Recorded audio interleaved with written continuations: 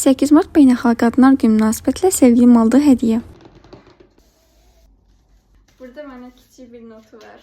Özel olduğuna göre açık şekilde okumayacağım ama es geçemem.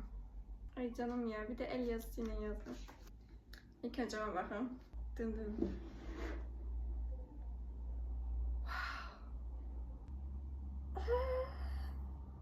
Çok ama çok güzel hediye.